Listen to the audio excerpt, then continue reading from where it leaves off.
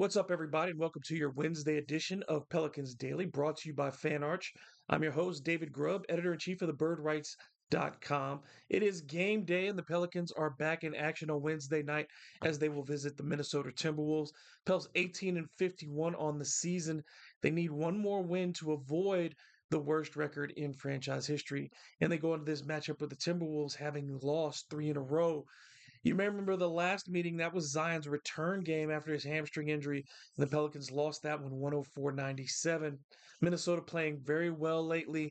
They've won 8 out of their last 10 ball games, and their last two losses have been by 1 point in regulation and by 2 points in overtime. By net rating, they've been the NBA's best team during this latest stretch of games, so it's a tough time for the Pelicans to go to Minnesota in search of a win. On offense, you know what you're getting out of the Timberwolves. They've been following the lead of Anthony Edwards, and man, averaging 29.4 points per game over his last 10. Julius Randle, Jade McDaniels, and Dante DiVincenzo all over 15 points per game each. Minnesota is taking and making a lot of three-pointers, an area where the Pelicans have struggled this season. Pelicans going to have to limit Minnesota's opportunities from deep, and Rudy Gobert is definitely still a problem on the defensive end.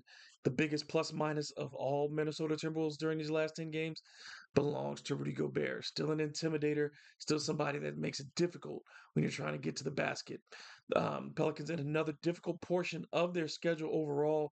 Two against the Timberwolves, a rematch with the Pistons on Sunday, and then followed by the back end of a back to back against the Philadelphia 76ers back in the Smoothie King Center on Monday. So, 4 games coming up over the next 6 days for the Pels.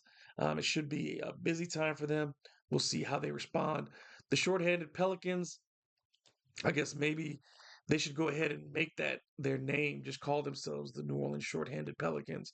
Um, they got even more so with the announcement that Trey Murphy is officially done for the regular season. Again, we have not been given an official timetable as of yet when it comes to Trey.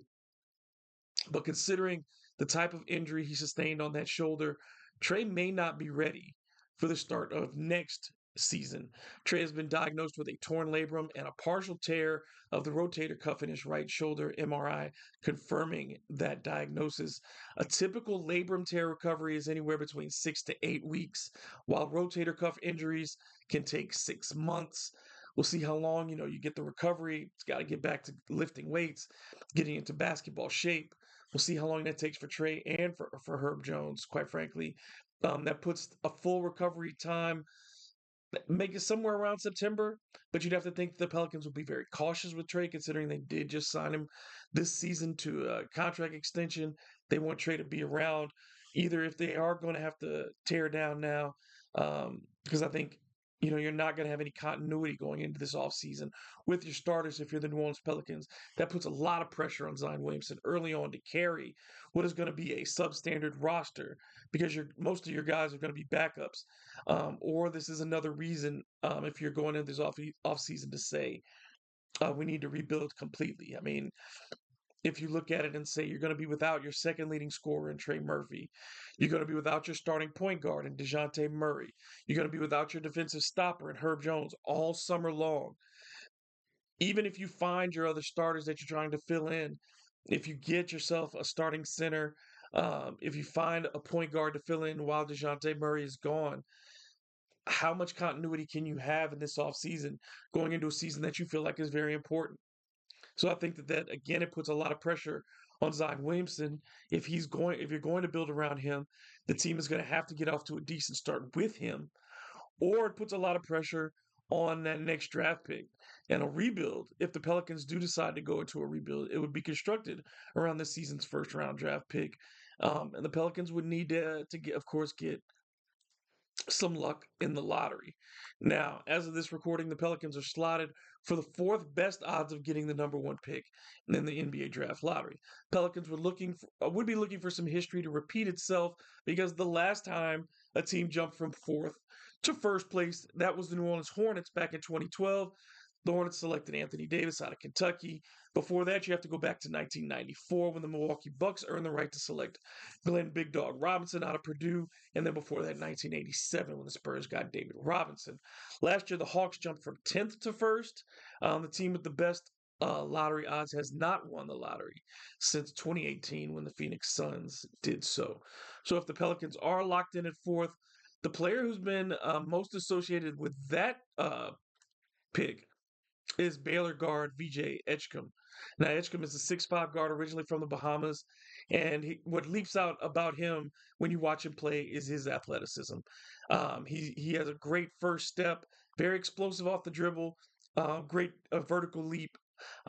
So he can challenge bigger defenders at the rim. You watch him play, and you can see that he is very capable of finishing. Going to create a lot of highlights in transition or in the half court. He can get above the rim and finish with either hand. He's not just an athlete, he does have an overall strong skill set. He's a very good catch and shoot player, hitting 39% of his catch and shoot threes this season. Um, and even when he's defended close contested, he's still making about 35% of those. Good mechanics, high release on his jump shot, and elevates well. So it's hard to block that shot when he does take it. He's very versatile offensively. He can shoot the ball. He can go downhill with the dribble. He can get aggressive by attacking closeouts. He's able to change speeds with his dribble and with his attack. And when he gets downhill, he's hard to stop. Finishes strong, able to absorb contact and traffic, and has very good body control in the paint.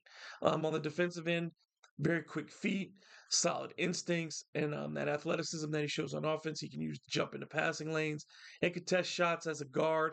Um, he can block shots, which is something that is a bonus anytime you have that out of a guard. Dejounte Murray, a very good shot blocker as a guard because of his length, has those exceptionally long wingspan. Um, that doesn't mean that this young man can't improve. He's 19. He's going to need to improve. He needs to be a better playmaker and ball handler as a point guard. Right now, he's like most guards his age. He's a scorer first, a combo guard first, rather than a distributor. I think you want to see him develop more as a creator. But as a secondary creator, if he's not your primary guy, if the ball's moving through other players, he can do a good job of making good reads in those situations. Uh, he's got high motor, high upside athletically and skill set wise. Um, if you're going to bet on him developing, I think he's a very good bet to do it. Um, he's got an NBA body at the guard position. He has the athleticism. He can shoot the basketball. He can defend. He's a high motor, again, high energy player, which is something that the Pelicans need. So he's definitely a lock for the upper parts of the lottery. He could be available for the Pelicans if they don't get the number one spot. He could be there at 2, 3, or 4. So certainly someone that you need to keep an eye on. All right, that's going to be it for this episode of Pelicans Daily. Thanks so much for tuning in. If you enjoyed the show, make sure you comment, like, and subscribe. Let me know what you think, and send your questions as well. Maybe we can answer those on future episodes. You can also follow me on social media at DM Grubb, and as well as check what out thebirdrights.com and see what I'm writing over there for more Pelicans coverage. Up until the next time, please take care. Have a great day.